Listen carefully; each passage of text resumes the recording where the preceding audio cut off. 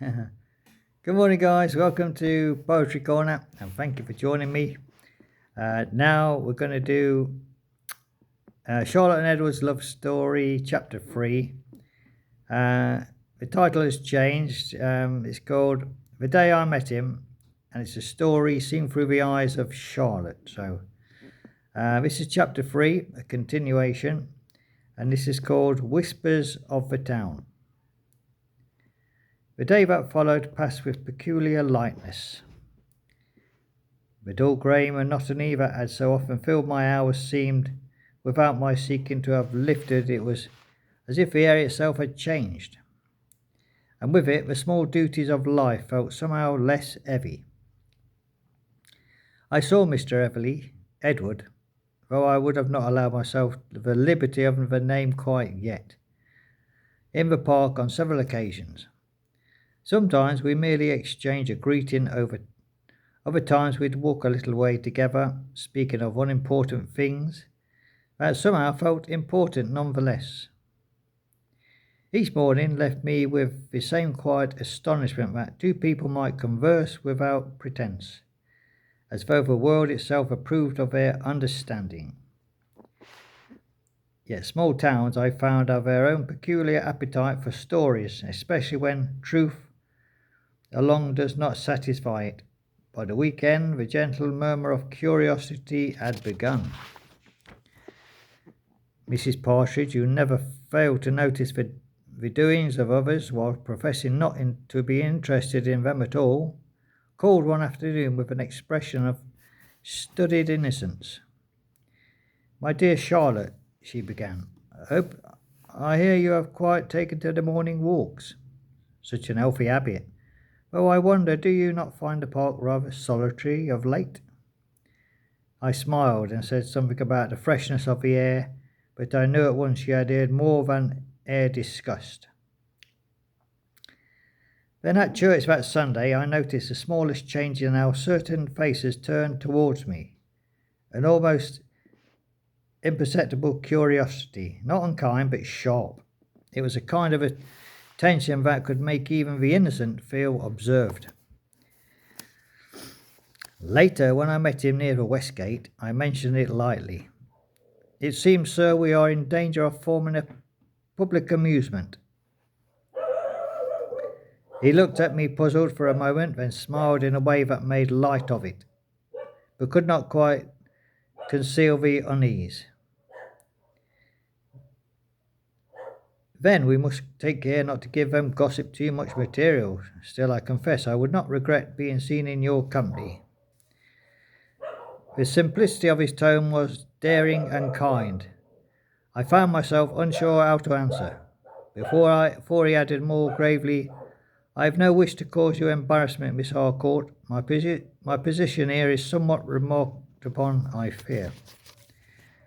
There was something in the way he said it, a reserve, perhaps even a regret, that quieted me.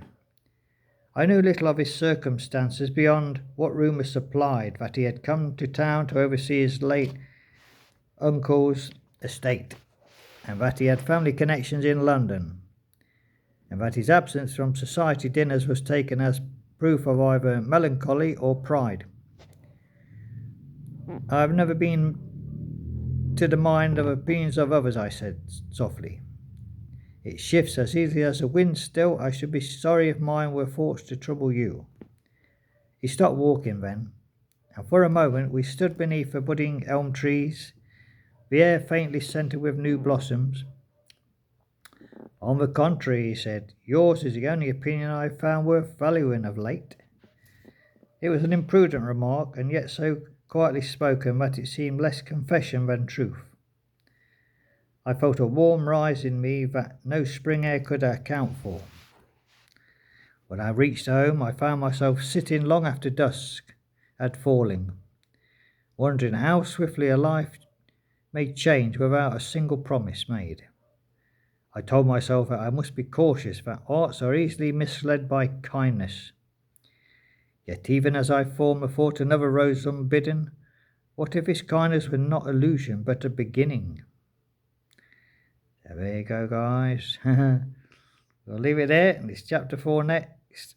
a letter mislaid. So, where the growing understanding faces its first test. A misunderstanding that briefly separates them and stirs Charlotte quiet heartbreak. So there you go, guys. We'll see what the letter has caused the heartbreak in Charlotte in chapter 4. But tonight we're off to Topsy Tickletown, guys. Topsy Tickletown tonight.